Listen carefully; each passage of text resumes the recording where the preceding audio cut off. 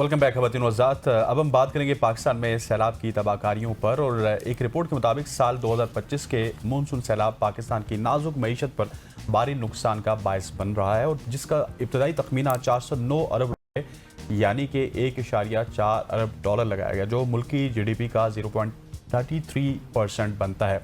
ज़रूरी शोबा जिससे ज़्यादा मुतासर हुआ है और जिसका तखमीना 302 अरब रुपये यानी कि 1 अरब डॉलर तक लगाया गया। रिपोर्ट के मुताबिक यह नुकसान मजमूई खसारे का तकरीबन 3/4 हिस्सा और GDP का तकरीबन 0.24% बनता है। और इस पर बात करेंगे और डिटेल में हम समझने की कोशिश करेंगे कि किस हद तक हमारी मईशत को नुकसान हुआ है। एग्जैक्टली और इसी पर बात करने के लिए हमें ज्वाइन कर चुके हैं खाकान नजीब साहब। आप हमारे माशाअल्लाह, thank you so much time. सबसे पहले तो यही बताएं, जिस तरह से इब्तिदा में भी हमने बात की, अभी वफाकी वज़ीर एहसन इकबाल भी यही कह रहे थे कि 2025 की जो तबाहकारियाँ हुई हैं उससे मुल्क 30 साल पीछे चला गया। मैं एक रिपोर्ट देख रही थी, उसमें तकरीबन 35 अरब का जो सरकारी इंफ्रास्ट्रक्चर है वो उसको नुकसान हुआ है, बाकी निजी शोबे का नुकसान तो अलग है। कैसे देख रहे हैं आप इसको? तो देखिए, पहली बात सबसे इम्पोर्टेंट ये है कि हमें हमेशा शुरू करना चाहिए कि हमें मालूम है कि एवरी नाउ एंड देन सैलाब आ जाता है। 2022 में 30 अरब डॉलर के नुकसान का एक सैलाब जो है वो पाकिस्तान ने गुजारा है, जिसमें रोड्स, ब्रिजेस, जो हमारी लाइफ स्टॉक है, हमारी जो एग्रीकल्चर है, ये सब कुछ डिस्टर्ब हुई थी। तो हमें जाके पहला स्टेप ये होना चाहिए कि हमने 3 साल में वो क्या पॉलिसी साजी की है जिसे हमें पता होता हमने मिटिगेट किया है सैलाब को। यानी कि क्या हमने फॉरेस्टेशन बढ़ाई है, क्या हमने ग्लेशियर मेल्टिंग पे काम किया है, क्या हमने जो रिवर बेड्स थे उनको इम्प्रूव करने का काम किया है, वाटर मूवमेंट का काम किया है, डैम्स पे, पॉन्डिंग पे, द रियल लॉन्ग टर्म। ये मैं शुरू इसलिए इस चीज से करता हूँ, जब तक स्ट्रक्चर तब्दील नहीं करेंगे वाटर मैनेजमेंट का ये मसला हल नहीं होगा। सैलाब अगले साल या उससे अगले साल दोबारा आएगा, या वाटर की जो कसरत है वो बढ़ गई है, क्लाइमेट चेंज, ये सब मैनेज किस तरह करना है, ये तो पहली बात हुई।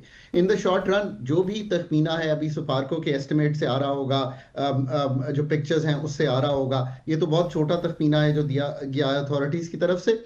राइस, वीट, शुगर केन की डिस्टर्ब का भी तखमीना कम है फ्रॉम द 22 फ्लड्स। सो एक सेंस में ये थोड़ी सी तकवीयत मिलती है इस बात से कि शायद नुकसान उतना बड़ा नहीं हुआ जितना 2022 में हुआ था। Let's hope these figures are credible, और जैसे अथॉरिटीज कह रही हैं इतना ही हो। सो ये थोड़ी सी, जैसे कहते हैं, एक सॉलेस सी फराहम करता है इस पूरी सिचुएशन में। उसकी जो भी रीबिल्डिंग है, जो भी रिकंस्ट्रक्शन है इन द शॉर्ट रन, जिस तरह भी लोगों की डिस्प्लेसमेंट है वो वापस चले जाएं, वाटर रिसीड कर जाए, जो जैसे आपने कहा 30 अरब रुपए की अगर रोड नेटवर्क्स डिस्टर्ब हुए हैं तो उनको ठीक कर दिया जाए। अगर 3000 अरब प्रोविंसेस के पास मौजूद है in terms of development budget, तो ये तो फिर कुछ भी नहीं है ठीक करने के लिए, ये कर दिया जाए और लोग वापस चले जाएं। और बिजली के बिल मौखर हो गए हैं अगस्त के, या कुछ पे हो जाएंगे, वो इतना ज़्यादा बड़ा अमाउंट नहीं होगा, बिकॉज वो तो ज़्यादा 200 यूनिट्स यानी कि लाइफ लाइन कंज्यूमर जो है उसको हमने मीट करना है, वो बहुत ज़्यादा बड़ा ओवरऑल अमाउंट नहीं होगा। जब ये सब कर लें तो फिर ये सोचें कि वाटर मैनेजमेंट की क्या वो पॉलिसी साजी है जो करनी है, उसके लिए अच्छे लोग हायर करें, बहुत ब्रेनी लोग हायर करें, बहुत टैलेंट हायर करें, ताकि वो आपको इससे पर्चे लिख के दे सकें। नंबर 2, ज़रूरी तरक्की के लिए, प्रोडक्टिविटी के लिए जो काम होना है उस पर काम करें। क्या आपने क्रॉपिंग पैटर्न चेंज करना है ताकि बरसात से निकल सकें, ये एक सोच है, maybe you need to do that. So उस पर काम करें। अब ये हैं वो स्ट्रक्चर्स की तब्दीली के काम जो आपको करने हैं। So we have the short term work that we have to do, उसमें मनीज की अवेलेबिलिटी अगर इतना ही है, मैंने आपको एक इतना बड़ा तखमीना बताया, और एक लॉन्ग टर्म काम जो पॉलिसी साजी का है। अगर 22 में बहुत तनदही से कर लिया होता तो शायद इसकी मैनेजमेंट वाटर की बेहतर होती, डिस्प्लेसमेंट इतनी ना होती, नुकसान भी ना होता। बहरहाल कुछ ये भी इन द फ्यूचर बातें हो रही हैं कि जो एक्सपर्ट्स हैं वो कहते हैं कि ये रिपीट हो सकती है नेक्स्ट ईयर या उससे नेक्स्ट ईयर। अगर ऐसी सिचुएशन है तो फिर तो पॉलिसी बहुत ज़्यादा, जिसे कहेंगे, फास्ट ट्रैक करनी पड़ेगी। मैं हमेशा कहता होता हूँ कि हम अदारे बनाते हैं डिजास्टर मैनेजमेंट के, मैं कहता हूँ अदारे बनाएं वाटर मैनेजमेंट के, या जिसे कहते हैं मैनेजमेंट के। जो डिजास्टर है वो तो जैसे कहते हैं ना कि आप बीमार हो गई हैं तो उसके बाद मैं आपका इलाज करूंगा। मैं आपको यही क्यों ना बताऊं कि आप एक्सरसाइज करें, खाना अच्छा खाएं, टेंशन लाइफ में कम लें। हाँ। तो दैट इज द, जिसे कहेंगे, पॉलिसी साजी, prevention is better than cure. Cloud bursts होते रहेंगे, क्लाइमेट चेंज होता रहेगा, बट अगर उसके मिटिगेटिंग फैक्टर्स हमने कर लिए होते या कर लें on a longer term basis, लोगों की प्रेपरेशन वैसी हो, तो फिर इसको जो नुकसान जो है उसकी बजाय हम वाटर तो एक ज़माने में जिसे कहेंगे ना, ये किया जाता था कि ये गुजर जाएगा तो अगली फसल की प्रोडक्टिविटी बेहतर होगी। अभी भी मैं कुछ एक्सपर्ट से बात करता हूं तो वो ये कहते हैं कि जो नेक्स्ट आएंगी हमारी फसलें, उनकी जो पैदावारी सलाहियत है वो शायद बेहतर होगी, उनकी पैदावार ओवरऑल अच्छा। बेहतर इसलिए हो जाएगी कि शायद यील्ड्स बेहतर हो जाएंगी, क्योंकि पानी ने जरखेज कर दिया है जमीन को। मैं ना वो हतमी कह सकते हैं ना मैं हतमी कह सकता हूँ, बट लेट्स होप कि ऐसा हो। तो हम कैसे रिवर बेड्स को बेहतर कर सकते हैं, कैनाल लाइनिंग कैसे हो सकती है? सिर्फ डैम्स बनाने से बात शायद बनेगी नहीं, और डैम्स जो है वो बिल्कुल ऐसी। अच्छा खाकान साहब, मैं इसी पॉइंट की तरफ आ रहा था कि क्योंकि आप माशाल्लाह से मईशत को गहरे अंदाज में जानते भी हैं और साथ साथ गवर्नमेंट्स के साथ गाए बगाए आप काम भी करते रहते हैं। आपने वाटर मैनेजमेंट की बात की, लेकिन मैं थोड़ा सा और आगे बढ़ता हूँ। मैं डेंगू के हवाले से बात कर लेता हूँ, मैं फॉग की बात कर लेता हूँ, मैं स्मॉग की बात कर लेता हूँ। आप अगर श्रीलंका की मिसाल लें, वहाँ पे डेंगू आया, ख़त्म हो गया। वहाँ पे बारिशें होती हैं, उनका बारिशों का निज़ाम, उनका जो ड्रेनेज का निज़ाम है वो बड़ा आला है। जापान की बात कर ली जाए तो वहाँ पे जलजले आते हैं, लेकिन वो जलजले उनको मुतासर नहीं करते। हमारे यहाँ जो भी आता है हम उससे मुतासर भी होते हैं और मैनेजमेंट नहीं करते। सिर्फ इट्स नॉट अबाउट सैलाब, हम ये क्यों नहीं कर पा रहे सर? ये तो बहुत अच्छा सवाल है आपका। In the end everything boils down to the kind of policies and governance a country has to manage them. चीज़ें तो आती रहेंगी, आपको उनको मैनेज इस तरह करना है। और अपने मारूसी हालात, उसका क्या मतलब है? उसका मतलब है कि जो आपका कॉन्टेक्स्ट है, आप एरिड ज़मीन में रहते हैं, सैलाब 1950 से अब तक लेके 29 आए हैं।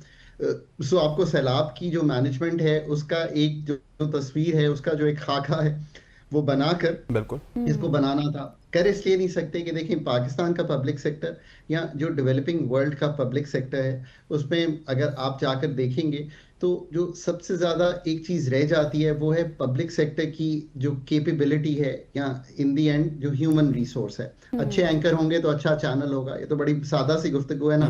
Channel is all dependent on the kind of anchors you had. Similarly the public sector delivery is dependent, चाहे वो वाटर मैनेजमेंट हो, सीवेज हो, कोई भी चीज़ हो, फॉग हो, क्लाइमेट हो, इंडस्ट्री हो, डिपेंडेंट कि हम पॉलिसी साजी की क्वालिटी क्या कर सकते हैं, हम रेगुलेटरी क्वालिटी क्या कर सकते हैं।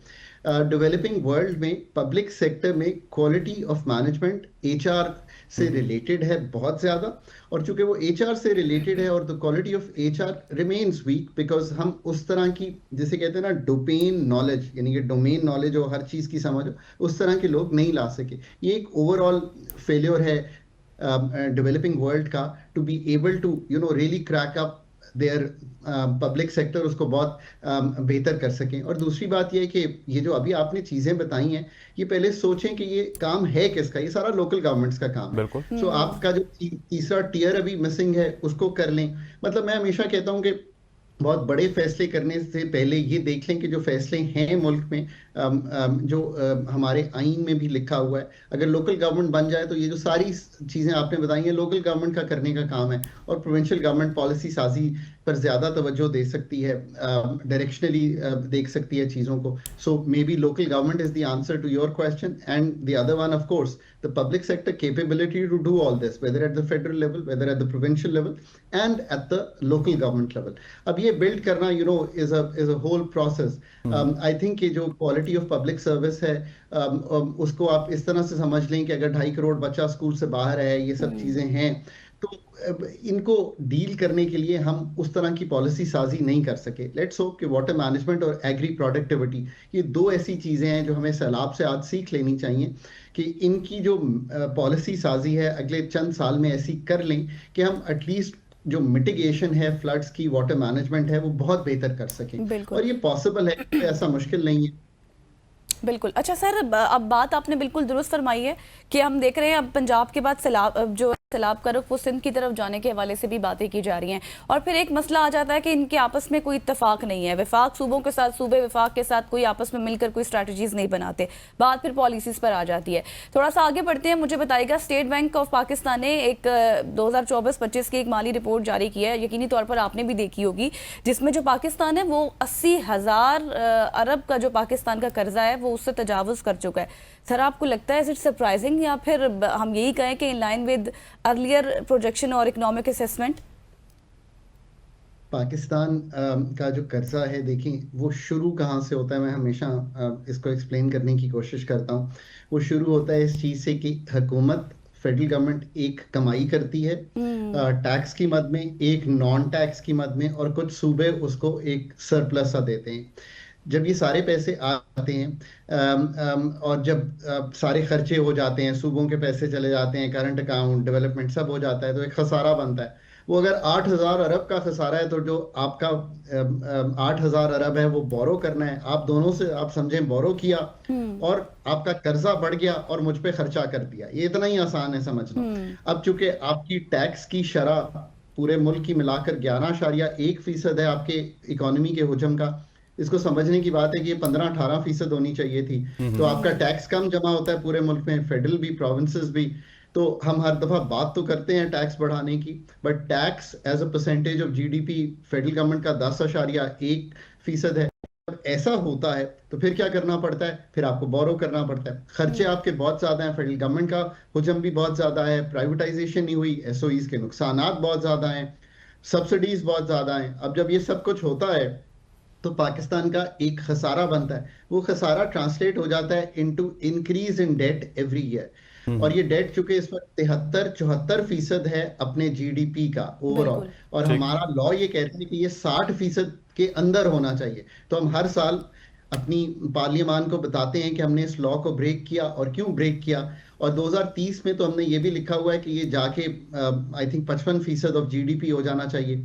सो इसके पूरे निज़ाम को ठीक करने के लिए एक डेट रीप्रोफाइलिंग, फिजिकल मैनेजमेंट, ये अब फाइनेंस मिनिस्ट्री, वही जो बात मैं पहले गुजारिश कर रहा था, it is the HR capability of the economic ministries of Pakistan to come with budgeting, उसको स्टिक करें, इन खसारों को कम करें, और जो डेट है उसको लंबा टेनर करें ताकि उसका बोझ कम हो, और फिर वापसी के लिए एक प्रोग्राम बनाएं।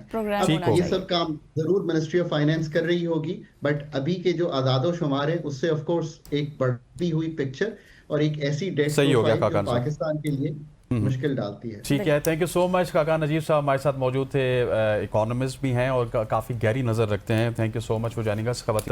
यहाँ पे वक्त वो चाहते हैं एक शॉर्ट सी कमर्शियल ब्रेक का, ब्रेक लेते हैं, वापस आते हैं, हमारे साथ रहिएगा।